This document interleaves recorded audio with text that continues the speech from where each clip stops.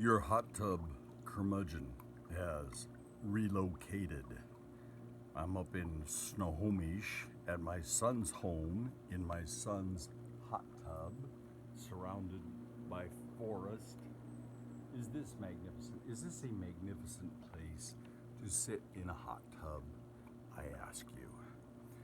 Well, this morning I want to talk about guns. Now, I used to get my undies in a bunch about how many guns there were out there and how stupid it was for people to think that having guns was going to help us against an oppressive government. I mean, a bunch of people, even with assault rifles, which not a lot of people own, but with a bunch of shotguns, pistols, and deer rifles, what chance do we have against Humvees and Bradley vehicles and tanks and Spectre gunships and Black Hawk helicopters? We ain't got a chance with, 6-shooters and deer rifles. But I don't think it's the oppressive government that we're going to have to worry about.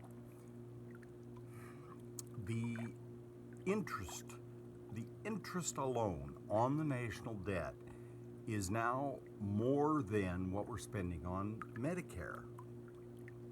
And Obama wrapped up a fair amount of debt, but then if you'll remember, 2008, everybody's 401k became a 201k. Obama ran up some debt because the economy had turned to caca and it needed to be fixed. Trump, walks in on an economy that's fired up and going strong and takes credit for that he did this thing that had been put in place before he was even elected. And he and the GOP Congress have run up this huge, $1 trillion deficit. See, $1 trillion debt ought to pucker your... Anyway, but $1 trillion deficit is the difference between the income from taxes and the amount that we're spending. So that gets added to the debt. So we're adding $1 trillion of debt every year because of Trump. And because of the GOP. So I am predicting that there's going to come a day when the American public is going to, first off, I'm predicting that the government is going to have to collapse because we've borrowed too much money and everyone's lost faith, not going to loan any more money to the government. The debt's just too large. So then you're going to see lawmakers trying to cut things that really matter to Americans, like their Medicare and their Social Security. Not going to cut the military spending. Hell no.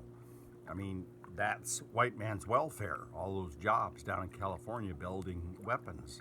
You're not going to cut white man's welfare, but Medicare, Social Security, going to cut that. Well, when that happens and then the government begins to fail and people can't get groceries, can't get tampons, I'm going to tell you, things are going to fall apart and become violent when women can't get tampons. But I mean, groceries, gasoline, no need to get to work because there ain't any. When all that happens, there's going to be a revolt. And people are going to pull out those firearms that they were saving for that oppressive federal government and go after the rich and the GOP congressmen who were the whores of the rich. Now, they're probably going to shoot some Democrats too, just because they're in Congress and, you're all painted with the same brush. But I think I've changed my mind about, is it a bad thing for our citizenry to be armed? Let's take the alternative. Things go to hell, you can't get groceries, there's no jobs, terrible depression, and the government wants to cut your Medicare and your Social Security and welfare, and nothing for you to do but bend over and grab your ankles. No, I don't think Imagine that. I don't think that'd be too good. That's the way it was during the Depression. And you might remember, I think it was called, anyway, World War I veterans were promised a big bonus, but then it was jacked around until they wouldn't get that bonus till something like 1942. This would be, 18 years after the war was over that they would get their bonus. Well, there's a damn depression going on and they want their bonus now. So all these veterans show up in Washington, D.C. What does the government do?